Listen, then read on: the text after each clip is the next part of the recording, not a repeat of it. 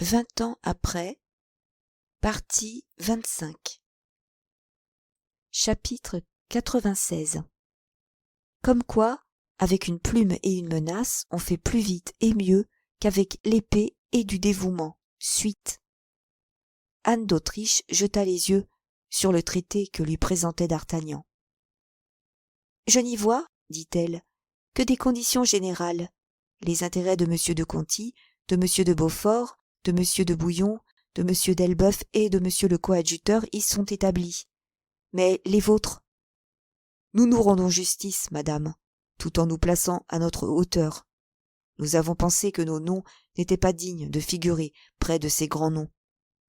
Mais vous n'avez pas renoncé, je présume, à m'exposer vos prétentions de vive voix?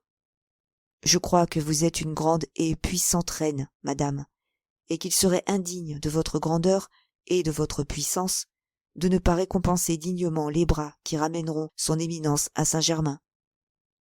C'est mon intention, dit la reine. Voyons, parlez. Celui qui a traité l'affaire, pardon si je commence par moi, mais il faut bien que je m'accorde l'importance, non pas que j'ai prise, mais qu'on m'a donnée. Celui qui a traité l'affaire du rachat de monsieur le cardinal doit être, ce me semble, pour que la récompense ne soit pas au-dessous de votre majesté, celui-là doit être fait chef des gardes. Quelque chose comme capitaine des mousquetaires. C'est la place de monsieur de Tréville que vous me demandez là. La place est vacante, madame, et depuis 1 an que monsieur de Tréville l'a quittée, il n'a point été remplacé. Mais c'est une des premières charges militaires de la maison du roi. Monsieur de Tréville était un simple cadet de Gascogne, comme moi, madame, et il a occupé cette charge 20 ans. Vous avez réponse à tout, messieurs, dit Anne d'Autriche. Et elle prit sur un bureau un brevet qu'elle remplit et signa. Certes, madame, dit d'Artagnan, en prenant le brevet et en s'inclinant, voilà une belle et noble récompense. Mais les choses de ce monde sont pleines d'instabilité, et un homme qui tomberait dans la disgrâce de votre majesté perdrait cette charge demain. Que voulez-vous donc, alors, dit la reine, rougissant d'être pénétrée par cet esprit aussi subtil que le sien. 100 000 livres pour ce pauvre capitaine des mousquetaires, payable le jour où ses services n'agréeront plus à votre majesté. Anne hésita. Et dire que les Parisiens, reprit d'Artagnan, offraient l'autre jour, par arrêt du Parlement, 600 000 livres à qui leur livrerait le cardinal mort ou vivant. Vivant pour le pendre, mort pour le traîner à la voirie. Allons, dit Anne d'Autriche, c'est raisonnable. Puisque vous ne demandez à une reine que le 6e de ce que proposait le Parlement. Et elle signa une promesse de 100 000 livres. Après, dit-elle, madame, mon ami du Vallon est riche, et n'a par conséquent rien à désirer comme fortune. Mais je crois me rappeler qu'il a été question entre lui et M. de Mazarin d'ériger sa terre en baronnie. C'est même, autant que je puis me le rappeler, une chose promise. Un croquant, dit Anne d'Autriche, on en rira. Soit, dit d'Artagnan, mais je suis sûr d'une chose, c'est que ceux qui en riront, devant lui, ne riront pas 2 fois. Va pour la baronnie, dit Anne d'Autriche, et elle signa. Maintenant reste le chevalier ou l'abbé d'Herblay, comme votre majesté voudra. Il veut être évêque? Non pas, madame, il désire une chose plus facile. Laquelle? C'est que le roi daigne être le parrain du fils de madame de Longueville. La reine sourit. Monsieur de Longueville est de race royale, madame, dit d'Artagnan. Oui, dit la reine, mais son fils. Son fils, madame, doit en être, puisque le mari de sa mère en est. Et votre ami n'a rien à demander de plus pour madame de Longueville? Non, madame, car il présume que sa majesté, le roi, daignant être le parrain de son enfant, ne peut pas faire à la mère, pour les relevailles, un cadeau de moins de 500 000 livres, en conservant, bien entendu, au père, le gouvernement de la Normandie. Quant au gouvernement de la Normandie, je crois pouvoir m'engager, dit la reine. Mais quant aux 500 000 livres, monsieur le cardinal ne cesse de me répéter qu'il n'y a plus d'argent dans les coffres de l'État. Nous en chercherons ensemble, madame, si votre majesté le permet, et nous en trouverons. Après? Après, madame? Oui, c'est tout. N'avez-vous donc pas un 4e compagnon? Si fait, madame, monsieur le comte de la Fère. Que demande-t-il? Il ne demande rien. Rien? Non. Il y a au monde un homme qui, pouvant demander, ne demande pas? Il y a monsieur le comte de la Fère, madame.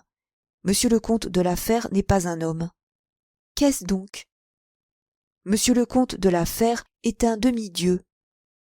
N'a-t-il pas un fils, un jeune homme, un parent, un neveu, dont Comminges m'a parlé comme d'un brave enfant et qui a rapporté avec monsieur de Châtillon les drapeaux de lance?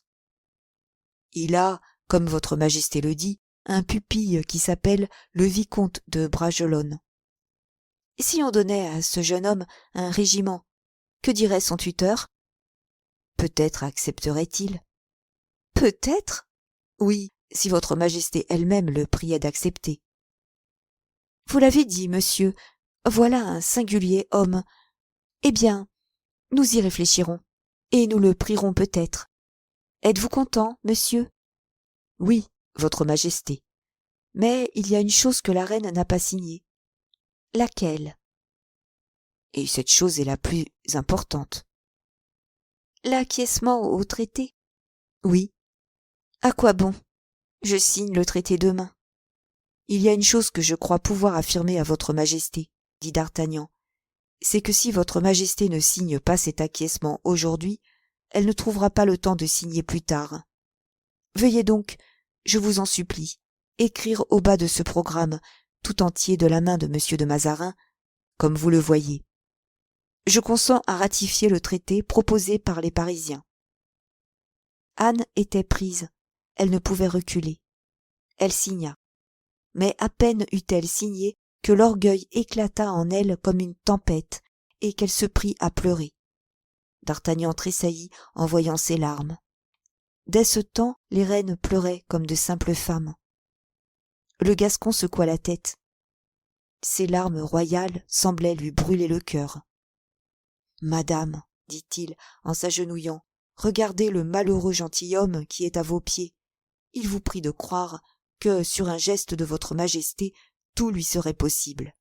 Il a foi en lui-même, il a foi en ses amis, il veut aussi avoir foi en sa reine. Et la preuve qu'il ne craint rien, qu'il ne spécule sur rien, c'est qu'il ramènera monsieur de Mazarin à votre majesté, sans condition. Tenez, madame, voici les signatures sacrées de votre majesté. Si vous croyez devoir me les rendre, vous le ferez. Mais, à partir de ce moment, elles ne vous engagent plus à rien. » Et d'Artagnan, toujours à genoux, avec un regard flamboyant d'orgueil et de mâle intrépidité, remit en masse à Anne d'Autriche ses papiers qu'il avait arrachés un à un et avec tant de peine. Il y a des moments, car si tout n'est pas bon, tout n'est pas mauvais dans ce monde, il y a des moments où, dans les cœurs les plus secs et les plus froids, germe, arrosé par les larmes d'une émotion extrême, un sentiment généreux, que le calcul et l'orgueil étouffent si un autre sentiment ne s'en empare pas à sa naissance. Anne était dans un de ces moments-là. D'Artagnan, en cédant à sa propre émotion, en harmonie avec celle de la reine, avait accompli l'œuvre d'une profonde diplomatie. Il fut donc immédiatement récompensé de son adresse ou de son désintéressement, selon qu'on voudra faire honneur à son esprit ou à son cœur de la raison qui le fit agir. « Vous aviez raison, monsieur, dit Anne. Je vous avais méconnu. Voici les actes signés que je vous rends librement. Allez, et ramenez-moi au plus vite le cardinal. »« Madame, dit d'Artagnan, il y a 20 ans, j'ai bonne mémoire, que j'ai eu l'honneur, derrière une tapisserie de l'hôtel de ville, de baiser une de ses belles mains. »« Voici l'autre, dit la reine, et pour que la gauche ne soit pas moins libérale que la droite, elle tira de son doigt un diamant à peu près pareil au premier. Prenez, et gardez cette bague en mémoire de moi. » « Madame, » dit d'Artagnan en se relevant, « je n'ai plus qu'un désir, c'est que la première chose que vous me demandiez, ce soit ma vie. » Et, avec cette allure qui n'appartenait qu'à lui, il se releva et sortit. « J'ai méconnu ces hommes, » dit Anne d'Autriche en regardant s'éloigner d'Artagnan. « Et maintenant, il est trop tard pour que je les utilise. Dans un an, le roi sera majeur. » 15 heures après, d'Artagnan et Porthos ramenaient Mazarin à la reine et recevaient l'un son brevet de lieutenant-capitaine des mousquetaires, l'autre son diplôme de baron. « Eh bien, êtes-vous content ?» demanda Anne d'Autriche. D'Artagnan s'inclina. Porthos tourna et retourna son diplôme entre ses doigts en regardant Mazarin. « Qu'y a-t-il donc encore ?» demanda le ministre. « Il y a, monseigneur, qu'il avait été question d'une promesse de chevalier de l'ordre à la première promotion. »« Mais, dit Mazarin, vous savez, monsieur le baron, qu'on ne peut être chevalier de l'ordre sans faire ses preuves. »« Oh, dit Porthos, ce n'est pas pour moi, monseigneur, que j'ai demandé le cordon bleu. »« Et pour qui donc ?» demanda Mazarin. « Pour mon ami, monsieur le comte de la Fère. »« Oh, celui-là, dit la reine, c'est autre chose. Les preuves sont faites. »« Il l'aura ?»« Il l'a. » Le même jour, le traité de Paris était signé, et l'on proclamait partout que le cardinal s'était enfermé pendant 3 jours pour l'élaborer avec plus de soin. Voici ce que chacun gagnait à ce traité. M. de Conti avait d'Anvilliers, et ayant fait ses preuves comme général, il obtenait de rester homme d'épée et de ne pas devenir cardinal. De plus, on avait lâché quelques mots d'un mariage avec une nièce de Mazarin. Ces quelques mots avaient été accueillis avec faveur par le prince, à qui il importait peu avec qui on le marierait, pourvu qu'on le mariât. Monsieur le duc de Beaufort faisait son entrée à la cour avec toutes les réparations dues aux offenses qui lui avaient été faites et tous les honneurs qu'avait droit de réclamer son rang. On lui accordait la grâce pleine et entière de ceux qui l'avaient aidé dans sa fuite, la survivance de l'amirauté que tenait le duc de Vendôme son père, et une indemnité pour ses maisons et châteaux que le Parlement de Bretagne avait fait démolir. Le duc de Bouillon recevait des domaines d'une égale valeur à sa principauté de Sedan, une indemnité pour les 8 ans de non-jouissance de cette principauté, et le titre de prince accordé à lui et à ceux de sa maison. Monsieur le duc de Longueville, le gouvernement du Pont de l'Arche, 500 000 livres pour sa femme et l'honneur de voir son fils tenu sur les fonds de baptême par le jeune roi et la jeune Henriette d'Angleterre. Aramis se stipula que ce serait Bazin qui officierait à cette solennité, et que ce serait Planchet qui fournirait les dragées. Le duc d'Elbeuf obtint le paiement de certaines sommes dues à sa femme, 100 000 livres pour l'aîné de ses fils et 25 000 pour chacun des 3 autres. Il n'y eut que le coadjuteur qui n'obtint rien. On lui promit bien de négocier l'affaire de son chapeau avec le pape, mais il savait quel fonds il fallait faire sur de pareilles promesses venant de la reine et de Mazarin. Tout au contraire de M. de Conti, ne pouvant devenir cardinal, il était forcé de demeurer homme d'épée. Aussi, quand tout Paris se réjouissait de la rentrée du roi, fixée au surlendemain, Gondy seul, au milieu de l'allégresse générale, était-il de si mauvaise humeur qu'il envoya chercher à l'instant 2 hommes qu'il avait l'habitude de faire appeler quand il était dans cette disposition d'esprit. Ces 2 hommes étaient l'un le comte de Rochefort, l'autre le mendiant de Saint-Eustache. Ils vinrent avec leur ponctualité ordinaire, et le coadjuteur passa une partie de la nuit avec eux. Chapitre 97. Où il est prouvé qu'il est quelquefois plus difficile aux rois de rentrer dans la capitale de leur royaume que d'en sortir. Pendant que d'Artagnan et Porthos étaient allés conduire le cardinal à Saint-Germain, Athos et Aramis, qui les avaient quittés à Saint-Denis, étaient rentrés à Paris. Chacun d'eux avait sa visite à faire. À peine débottés, Aramis courut à l'hôtel de ville, où était madame de Longueville. À la première nouvelle de la paix, la belle duchesse jeta les hauts cris. La guerre la faisait reine, la paix amenait son abdication. Elle déclara qu'elle ne signerait jamais au traité et qu'elle voulait une guerre éternelle. Mais lorsqu'Aramis lui eut présenté cette paix sous son véritable jour, c'est-à-dire avec tous ses avantages, lorsqu'il lui eut montré, en échange de sa royauté précaire et contestée de Paris, la vice-royauté de Pont-de-l'Arche, c'est-à-dire de la Normandie tout entière, lorsqu'il eut fait sonner à ses oreilles les 500 000 livres promises par le cardinal, lorsqu'il eut fait briller à ses yeux l'honneur que lui ferait le roi en tenant son enfant sur les fonds de baptême, madame de Longueville ne contesta plus que par l'habitude qu'ont les jolies femmes de contester, et ne se défendit plus que pour se rendre. Aramis se fit semblant de croire à la réalité de son opposition et ne voulut pas à ses propres yeux s'ôter le mérite de l'avoir persuadée. « Madame, lui dit-il, vous avez voulu battre une bonne fois monsieur le prince votre frère, c'est-à-dire le plus grand capitaine de l'époque, et lorsque les femmes de génie le veulent, elles réussissent toujours. Vous avez réussi. Monsieur le prince est battu, puisqu'il ne peut plus faire la guerre. Maintenant, attirez-le à notre parti. Détachez-le tout doucement de la reine, qu'il n'aime pas, et de monsieur de Mazarin, qu'il méprise. La Fronde est une comédie dont nous n'avons encore joué que le premier acte.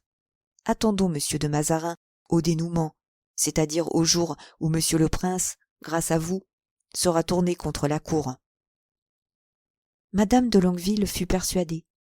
Elle était si bien convaincue du pouvoir de ces beaux yeux, la frondeuse duchesse, qu'elle ne douta point de leur influence, même sur M. de Condé, et la chronique scandaleuse du temps dit qu'elle n'avait pas trop présumé. Athos, en quittant Aramis à la place royale, s'était rendu chez madame de Chevreuse. C'était encore une frondeuse à persuader, mais celle-là était plus difficile à convaincre que sa jeune rivale. Il n'avait été stipulé aucune condition en sa faveur.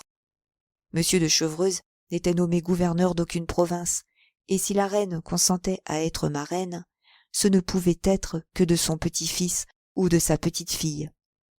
Aussi, au premier mot de paix, madame de Chevreuse fronça-t-elle le sourcil, et malgré toute la logique d'Athos, pour lui montrer qu'une plus longue guerre était impossible, elle insista en faveur des hostilités. « Bel ami, dit Athos, permettez-moi de vous dire que tout le monde est las de la guerre, qu'excepté vous et monsieur le coadjuteur peut-être, tout le monde désire la paix. Vous vous ferez exiler comme du temps du roi Louis XIII. Croyez-moi, nous avons passé l'âge des succès en intrigue, et vos beaux yeux ne sont pas destinés à s'éteindre en pleurant Paris, où il y aura toujours 2 reines tant que vous y serez. »« Oh, dit la duchesse, je ne puis faire la guerre toute seule, mais je puis me venger de cette reine ingrate et de cet ambitieux favori, et, foi de duchesse, je me vengerai. »« Madame, dit Athos, je vous en supplie, ne faites pas un avenir mauvais à monsieur de Bragelonne. Le voilà lancé. Monsieur le prince lui veut du bien, il est jeune. Laissons un jeune roi s'établir. Hélas, excusez ma faiblesse, madame. Il vient un moment où l'homme revit et rajeunit dans ses enfants. » La duchesse sourit, moitié tendrement, moitié ironiquement. « Comte, dit-elle, vous êtes, j'en ai bien peur, gagné au parti de la cour. N'avez-vous pas quelque cordon bleu dans votre poche ? » ?»« Oui, madame, dit Athos. J'ai celui de la jarretière, que le roi Charles Ier m'a donné quelques jours avant sa mort. » Le comte disait vrai. Il ignorait la demande de Porthos et ne savait pas qu'il en eût un autre que celui-là. « Allons, il faut devenir vieille femme, dit la duchesse, rêveuse. Athos lui prit la main et la lui baisa. Elle soupira en le regardant. « Comte, dit-elle, ce doit être une charmante habitation que Bragelonne. Vous êtes homme de goût. Vous devez avoir de l'eau, des bois, des fleurs. Elle soupira de nouveau, et elle appuya sa tête charmante sur sa main coquettement recourbée et toujours admirable de forme et de blancheur. « Madame, répliqua le comte, que disiez-vous donc tout à l'heure? Jamais je ne vous ai vue si jeune, jamais je ne vous ai vue plus belle. » La duchesse secoua la tête. « Monsieur de Bragelonne reste-t-il à Paris ?» dit-elle. « Qu'en pensez-vous » demanda Athos. « Laissez-le-moi, » reprit la duchesse. « Non pas, madame. Si vous avez oublié l'histoire d'Œdipe, moi, je m'en souviens. »« En vérité, vous êtes charmant, comte, et j'aimerais à vivre un mois à Bragelonne. »« N'avez-vous pas peur de me faire bien des envieux, duchesse ?» répondit galamment Athos. « Non, j'irai incognito, comte, sous le nom de Marie Michon. »« Vous êtes adorable, madame. »« Mais, Raoul, ne le laissez pas près de vous. »« Pourquoi cela ?»« Parce qu'il est amoureux. »« Lui, un enfant. »« Aussi est-ce une enfant qu'il aime. » Athos devint rêveur. « Vous avez raison, duchesse. Cet amour singulier pour une enfant de 7 ans peut le rendre bien malheureux un jour. On va se battre en Flandre, il ira. Puis, à son tour, vous me l'enverrez. Je le cuirasserai contre l'amour. »« Hélas, madame, dit Athos, aujourd'hui l'amour est comme la guerre, et la cuirasse y est devenue inutile. » En ce moment, Raoul entra. Il venait annoncer au comte et à la duchesse que le comte de Guiche, son ami, l'avait prévenu que l'entrée solennelle du roi, de la reine et du ministre devait avoir lieu le lendemain. Le lendemain, en effet, dès la pointe du jour, la cour fit tous ses préparatifs pour quitter Saint-Germain. La reine, dès la veille au soir, avait fait venir d'Artagnan. « Monsieur, lui avait-elle dit, on m'assure que Paris n'est pas tranquille. J'aurais peur pour le roi. Mettez-vous à la portière de droite. »« Que votre majesté soit tranquille, » dit d'Artagnan. « Je réponds du roi. » Et, saluant la reine, il sortit. En sortant de chez la reine, Bernouin vint dire à d'Artagnan que le cardinal l'attendait pour des choses importantes. Il se rendit aussitôt chez le cardinal. « Monsieur, lui dit-il, on parle d'émeute à Paris. Je me trouverai à la gauche du roi. Et, comme je serai principalement menacé, tenez-vous à la portière de gauche. »« Que votre éminence se rassure, dit d'Artagnan, on ne touchera pas à un cheveu de sa tête. »« Diable, fit-il une fois dans l'antichambre, comment me tirer de là ? Je ne puis cependant pas être à la fois à la portière de gauche et à celle de droite. Ah bah, je garderai le roi et Porthos gardera le cardinal. » Cet arrangement convint à tout le monde, ce qui est assez rare. La reine avait confiance dans le courage de d'Artagnan qu'elle connaissait, et le cardinal dans la force de Porthos qu'il avait éprouvé. Le cortège se mit en route pour Paris dans un ordre arrêté d'avance. Guitaut et Comminges, en tête des gardes, marchaient les premiers. Puis venait la voiture royale, ayant à l'une de ses portières d'Artagnan, à l'autre Porthos. Puis les mousquetaires, les vieux amis de d'Artagnan depuis 22 ans, leur lieutenant depuis 20, leur capitaine depuis la veille. En arrivant à la barrière, la voiture fut saluée par de grands cris de « Vive le roi !» et de « Vive la reine !» Quelques cris de « Vive Mazarin !» s'y mêlèrent, mais n'eurent point d'écho. On se rendait à Notre-Dame, où devait être chanté un Te Deum. Tout le peuple de Paris était dans les rues. On avait échelonné les Suisses sur toute la longueur de la route. Mais, comme la route était longue, ils n'étaient placés qu'à 6 ou 8 pas de distance, et sur un seul homme de hauteur. Le rempart était donc tout à fait insuffisant, et de temps en temps, la digue rompue par un flot de peuple avait toutes les peines du monde à se reformer. À chaque rupture, toute bienveillante d'ailleurs, puisqu'elle tenait au désir qu'avaient les Parisiens de revoir leur roi et leur reine, dont ils étaient privés depuis une année, Anne d'Autriche regardait d'Artagnan avec inquiétude, et celui-ci la rassurait avec un sourire. Mazarin, qui avait dépensé 1 millier de louis pour faire crier « Vive Mazarin !» et qui n'avait pas estimé les cris qu'il avait entendus à 20 pistoles, regardait aussi avec inquiétude Porthos, mais le gigantesque garde du corps répondait à ce regard avec une si belle voix de basse « Soyez tranquille, monseigneur », qu'en effet, Mazarin se tranquillisa de plus en plus. En arrivant au palais royal, on trouva la foule plus grande encore. Elle avait afflué sur cette place par toutes les rues adjacentes, et l'on voyait comme une large rivière houleuse tout ce flot populaire venant au-devant de la voiture et roulant tumultueusement dans la rue Saint-Honoré. Lorsqu'on arriva sur la place, de grands cris de « Vive leur Majesté !» retentirent. Mazarin se pencha à la portière. 2 ou 3 cris de « Vive le cardinal !» saluèrent son apparition. Mais presque aussitôt, des sifflets et des huées les étouffèrent impitoyablement. Mazarin pâlit et se jeta précipitamment en arrière. « Canaille !» murmura Porthos. D'Artagnan ne dit rien, mais frisa sa moustache avec un geste particulier qui indiquait que sa belle humeur gasconne commençait à s'échauffer. Anne d'Autriche se pencha à l'oreille du jeune roi et lui dit tout bas « Faites un geste gracieux et adressez quelques mots à monsieur d'Artagnan, mon fils. » Le jeune roi se pencha à la portière. « Je ne vous ai pas encore souhaité le bonjour, monsieur d'Artagnan, dit-il. Et cependant, je vous ai bien reconnu. C'est vous qui étiez derrière les courtines de mon lit cette nuit où les Parisiens ont voulu me voir dormir. » « Et si le roi le permet, dit d'Artagnan, c'est moi qui serai près de lui toutes les fois qu'il y aura un danger à courir. »«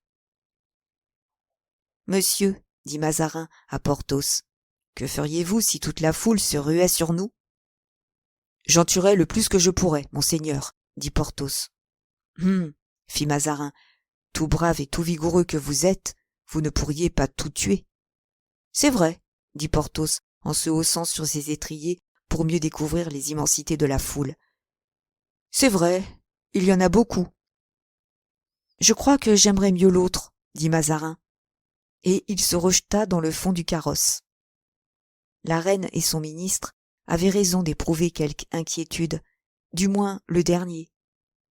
La foule, tout en conservant les apparences du respect et même de l'affection pour le roi et la régente, commençait à s'agiter tumultueusement.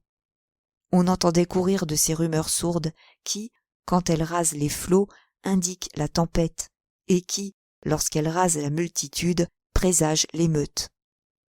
D'Artagnan se retourna vers les mousquetaires et fit, en clignant de l'œil, un signe imperceptible pour la foule, mais très compréhensible pour cette brave élite. Les rangs des chevaux se resserrèrent, et un léger frémissement courut parmi les hommes. À la barrière des sergents, on fut obligé de faire halte. Comminges quitta la tête de l'escorte qu'il tenait et vint au carrosse de la reine. La reine interrogea D'Artagnan du regard. D'Artagnan lui répondit dans le même langage. « Allez en avant, dit la reine. » Comminges regagna son poste. On fit un effort et la barrière vivante fut rompue violemment. Quelques murmures s'élevèrent de la foule, qui, cette fois, s'adressait aussi bien au roi qu'au ministre. « En avant !» cria D'Artagnan à pleine voix. « En avant !» répéta Porthos. Mais, comme si la multitude n'eût attendu que cette démonstration pour éclater, tous les sentiments d'hostilité qu'elle renfermait éclatèrent à la fois. Les cris « À bas le Mazarin ! À mort le cardinal !» retentirent de tous côtés. En même temps, par les rues de Grenelle-Saint-Honoré et du Coq, un double flot se rua qui rompit la faible haie des gardes suisses et s'en vint tourbillonner jusqu'aux jambes des chevaux de D'Artagnan et de Porthos. Cette nouvelle irruption était plus dangereuse que les autres, car elle se composait de gens armés, et mieux armés même, que ne le sont les hommes du peuple en pareil cas. On voyait que ce dernier mouvement n'était pas l'effet du hasard, qui aurait réuni un certain nombre de mécontents sur le même point, mais la combinaison d'un esprit hostile qui avait organisé une attaque.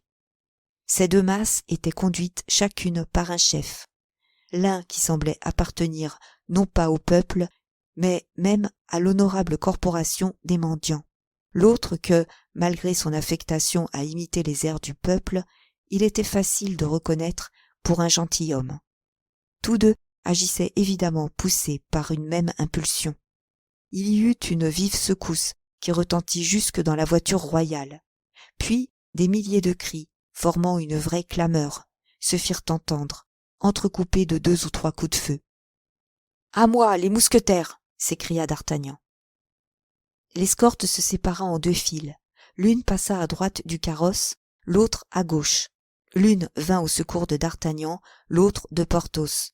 Alors une mêlée s'engagea, d'autant plus terrible qu'elle n'avait pas de but, d'autant plus funeste qu'on ne savait ni pourquoi ni pour qui on se battait. Chapitre 98. Où il est prouvé qu'il est quelquefois plus difficile aux rois de rentrer dans la capitale de leur royaume que d'en sortir. Suite. Comme tous les mouvements de la populace, le choc de cette foule fut terrible. Les mousquetaires peu nombreux, mal alignés, ne pouvant, au milieu de cette multitude, faire circuler leurs chevaux, commencèrent par être entamés.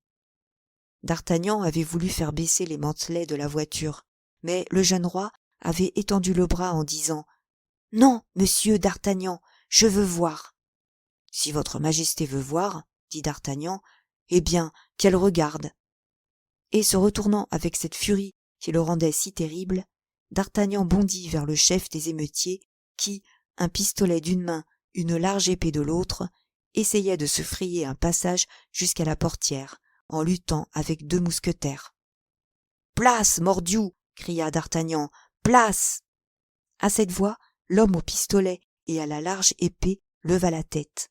Mais il était déjà trop tard. Le coup de d'Artagnan était porté. La rapière lui avait traversé la poitrine. « Ah, ventre saint-gris !» cria d'Artagnan, essayant trop tard de retenir le coup. « Que diable veniez-vous faire ici, comte ?»« Accomplir ma destinée, » dit Rochefort en tombant sur un genou. « Je me suis déjà relevé de 3 de vos coups d'épée, mais je ne me relèverai pas du 4e. »« Comte !» dit d'Artagnan avec une certaine émotion. « J'ai frappé sans savoir que ce fût vous. Je serais fâché si vous mouriez, que vous mourussiez avec des sentiments de haine contre moi. » Rochefort tendit la main à d'Artagnan. D'Artagnan la lui prit. Le comte voulut parler, mais une gorgée de sang étouffa sa parole. Il se raidit dans une dernière convulsion et expira. « Arrière, canaille !» cria d'Artagnan. « Votre chef est mort, et vous n'avez plus rien à faire ici. » En effet, comme si le comte de Rochefort eût été l'âme de l'attaque qui se portait de ce côté du carrosse du roi, toute la foule qui l'avait suivi et qui lui obéissait prit la fuite en le voyant tomber.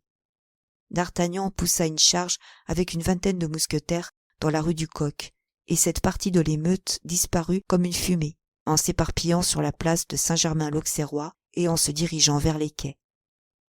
D'Artagnan revint pour porter secours à Porthos, si Porthos en avait besoin. Mais Porthos, de son côté, avait fait son œuvre avec la même conscience que d'Artagnan. La gauche du carrosse était non moins bien déblayée que la droite, et l'on relevait le mantelet de la portière que Mazarin, moins belliqueux que le roi, avait pris la précaution de faire baisser. Porthos avait l'air fort mélancolique. « Quel diable de mine faites-vous donc là, Porthos, et quel singulier air vous avez pour un victorieux. »« Mais vous-même, dit Porthos, vous me semblez tout ému. »« Il y a de quoi, mordiou, je viens de tuer un ancien ami. »« Vraiment, dit Porthos, qui donc ? » ?»« Ce pauvre comte de Rochefort. »« Eh bien, c'est comme moi. Je viens de tuer un homme dont la figure ne m'est pas inconnue. Malheureusement, je l'ai frappé à la tête, et en un instant, il a eu le visage plein de sang. »« Et il n'a rien dit en tombant ? » ?»« Si fait, il a dit « Ouf !»« Je comprends, » dit d'Artagnan, ne pouvant s'empêcher de rire, « que, s'il n'a pas dit autre chose, cela n'a pas dû vous éclairer beaucoup. »« Eh bien, monsieur, demanda la reine. »« Madame, dit d'Artagnan, la route est parfaitement libre, et votre majesté peut continuer son chemin. » En effet, tout le cortège arriva sans autre accident dans l'église Notre-Dame, sous le portail de laquelle Tout le clergé, le coadjuteur en tête, attendait le roi, la reine et le ministre, pour la bienheureuse rentrée desquels on allait chanter le Te Deum.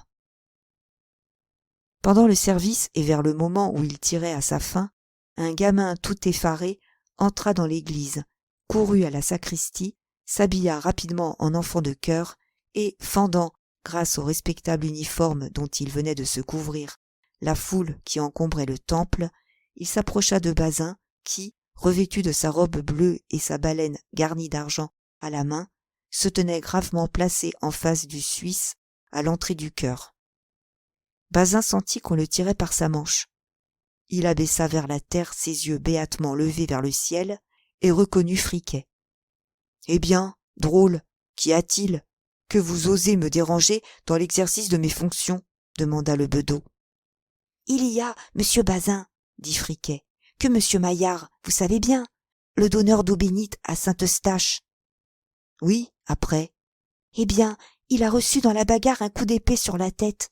C'est ce grand géant qui est là, vous voyez, brodé sur toutes les coutures, qui le lui a donné. »« Oui, en ce cas, dit Bazin, il doit être bien malade. »« Si malade qu'il se meure, et qu'il voudrait, avant de mourir, se confesser à monsieur le coadjuteur, qui a pouvoir, à ce qu'on dit, de remettre les gros péchés. »« Et il se figure que monsieur le coadjuteur se dérangera pour lui ? » ?»« Oui, certainement, car il paraît que monsieur le coadjuteur le lui a promis. »« Et qui t'a dit cela ? » ?»« Monsieur Maillard lui-même. »« Tu l'as donc vu ? » ?»« Certainement, j'étais là quand il est tombé. »« Et que faisais-tu là ? » ?»« Tiens, je criais, à bas Mazarin, à mort le cardinal, à la potence l'italien.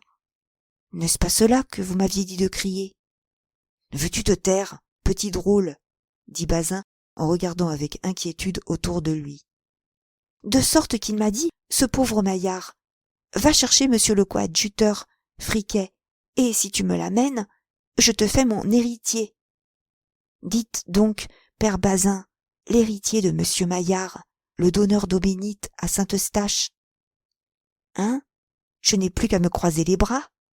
C'est égal, je voudrais bien lui rendre ce service-là. Qu'en dites-vous ? Je vais prévenir monsieur le coadjuteur, dit Bazin.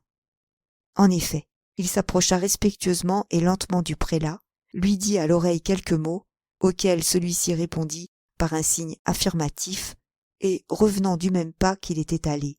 « Va dire au moribond qu'il prenne patience, monseigneur sera chez lui dans 1 heure. »« Bon, dit Friquet, voilà ma fortune faite. »« À propos, dit Bazin, où s'est-il fait porter ? » ?»« À la tour Saint-Jacques, la boucherie. » Et, enchanté du succès de son ambassade, Friquet, sans quitter son costume d'enfant de chœur, qui d'ailleurs lui donnait une plus grande facilité de parcours, sortit de la basilique et prit, avec toute la rapidité dont il était capable, la route de la tour Saint-Jacques, la boucherie. En effet, aussitôt le Te Deum achevé, le coadjuteur, comme il l'avait promis, et sans même quitter ses habits sacerdotaux, s'achemina à son tour vers la vieille tour qu'il connaissait si bien. Il arrivait à temps, quoique plus bas de moment en moment, le blessé n'était pas encore mort. On lui ouvrit la porte de la pièce où agonisait le mendiant. Un instant après, Friquet sortit en tenant à la main un gros sac de cuir qu'il ouvrit aussitôt qu'il fut hors de la chambre, et qu'à son grand étonnement, il trouva plein d'or. Le mendiant lui avait tenu parole, et l'avait fait son héritier. « Ah, mère Nanette !» s'écria Friquet suffoqué. « Ah, mère Nanette !» Il n'en put dire davantage, mais la force qui lui manquait pour parler lui resta pour agir. Il prit vers la rue une course désespérée, et, comme le grec de Marathon tombant sur la place d'Athènes, son laurier à la main, Friquet arriva sur le seuil du conseiller Broussel et tomba en arrivant, éparpillant sur le parquet les louis qui dégorgeaient de son sac. La mère Nanette commença par ramasser les louis, et ensuite ramassa Friquet. Pendant ce temps, le cortège rentrait au palais royal. « C'est un bien vaillant homme, ma mère, que ce monsieur d'Artagnan, » dit le jeune roi. « Oui, mon fils, et qui a rendu de bien grands services à votre père. Ménagez-le donc pour l'avenir. » Monsieur le capitaine, dit en descendant de voiture le jeune roi à d'Artagnan, madame la reine me charge de vous inviter à dîner pour aujourd'hui, vous et votre ami le baron du Vallon. C'était un grand honneur pour d'Artagnan et pour Porthos. Aussi, Porthos était-il transporté. Cependant, pendant toute la durée du repas, le digne gentilhomme parut tout préoccupé. « Mais qu'aviez-vous donc, baron ?» lui dit d'Artagnan en descendant l'escalier du palais royal. « Vous aviez l'air tout soucieux pendant le dîner. »« Je cherchais, » dit Porthos, « à me rappeler où j'ai vu ce mendiant que je dois avoir tué. »« Et vous ne pouvez en venir à bout ?»« Non. »« Eh bien, cherchez, mon ami, cherchez. Quand vous l'aurez trouvé, vous me le direz, n'est-ce pas ?»« Pardieu, » fit Porthos. Conclusion. En rentrant chez eux, les deux amis trouvèrent une lettre d'Athos qui leur donnait rendez-vous au grand Charlemagne pour le lendemain matin. Tous deux se couchèrent de bonne heure, mais ni l'un ni l'autre ne dormit. On n'arrive pas ainsi au but de tous ses désirs sans que ce but atteint n'ait l'influence de chasser le sommeil, au moins pendant la première nuit. Le lendemain, à l'heure indiquée, tous deux se rendirent chez Athos. Ils trouvèrent le comte et Aramis en habit de voyage. « Tiens, » dit Porthos, « nous partons donc tous ? Moi aussi, j'ai pris mes apprêts ce matin. »« Oh, mon Dieu, oui, » dit Aramis, « il n'y a plus rien à faire à Paris, du moment où il n'y a plus de fronde. Madame de Longueville m'a invité à aller passer quelques jours en Normandie, et m'a chargé, tandis qu'on baptiserait son fils, d'aller lui faire préparer ses logements à Rouen. Je vais m'acquitter de cette commission. Puis, s'il n'y a rien de nouveau, je retournerai m'ensevelir dans mon couvent de Noisy-le-Sec. Et moi, dit Athos, je retourne à Bragelonne. Vous le savez, mon cher d'Artagnan, je ne suis plus qu'un bon et brave campagnard. Raoul n'a d'autre fortune que ma fortune, pauvre enfant, et il faut que je veille sur elle, puisque je ne suis, en quelque sorte, qu'un prête-nom. Et Raoul, qu'en faites-vous ? Je vous le laisse, mon ami. On va faire la guerre en Flandre. Vous l'emmènerez ? J'ai peur que le séjour de Blois ne soit dangereux à sa jeune tête. Emmenez-le et apprenez-lui à être brave et loyal comme vous. Et moi, dit d'Artagnan, je ne vous aurai plus, Athos, mais au moins je l'aurai, cette chère tête blonde. Et quoique ce ne soit qu'un enfant, comme votre âme tout entière revit en lui, cher Athos, je croirai toujours que vous êtes là près de moi, m'accompagnant et me soutenant. Les quatre amis s'embrassèrent les larmes aux yeux. Puis ils se séparèrent sans savoir s'ils se reverraient jamais. D'Artagnan revint rue Tiquetonne avec Porthos, toujours préoccupé et toujours cherchant quel était cet homme qui l'avait tué. En arrivant devant l'hôtel de la Chevrette, on trouva les équipages du baron prêts et Mousqueton en selle. « Tenez, d'Artagnan, dit Porthos, quittez l'épée et venez avec moi à Pierrefonds, à Bracieux ou au Vallon. Nous vieillirons ensemble en parlant de nos compagnons. »« Non pas, dit d'Artagnan, peste, on va ouvrir la campagne et je veux en être. J'espère bien y gagner quelque chose. »« Et qu'espérez-vous donc devenir ? » ?»« Maréchal de France, pardieu. »« Ah ah !» fit Porthos en regardant d'Artagnan, aux gasconnades duquel il n'avait jamais pu se faire entièrement. « Venez avec moi, Porthos, dit d'Artagnan. Je vous ferai duc. »« Non, dit Porthos. Mouston ne veut plus faire la guerre. D'ailleurs, on m'a ménagé une entrée solennelle chez moi qui va faire crever de pitié tous mes voisins. » À ceci, je n'ai rien à répondre, dit d'Artagnan, qui connaissait la vanité du nouveau baron. Au revoir, donc, mon ami. Au revoir, cher capitaine, dit Porthos. Vous savez que lorsque vous me voudrez venir voir, vous serez toujours le bienvenu dans ma baronnie. Oui, dit d'Artagnan, au retour de la campagne, j'irai. Les équipages de monsieur le baron attendent, dit Mousqueton. et les deux amis se séparèrent après s'être serré la main. D'Artagnan resta sur la porte, suivant d'un œil mélancolique Porthos qui s'éloignait. Mais au bout de 20 pas, Porthos s'arrêta tout court, se frappa le front et revint. « Quoi ?» demanda d'Artagnan. « Quel est ce mendiant que j'ai tué ?»« Ah, vraiment ? Qui est-ce ?»« C'est cette canaille de Bonacieux. » Et Porthos, enchanté d'avoir l'esprit libre, rejoignit Mousqueton, avec lequel il disparut au coin de la rue. D'Artagnan demeura un instant immobile et pensif, puis, en se retournant, il aperçut la belle Madeleine, qui, inquiète des nouvelles grandeurs de d'Artagnan, se tenait debout sur le seuil de la porte. « Madeleine, dit le Gascon, donnez-moi l'appartement du premier. Je suis obligé de représenter, maintenant que je suis capitaine des mousquetaires. Mais gardez-moi toujours la chambre du 5e. On ne sait ce qui peut arriver. »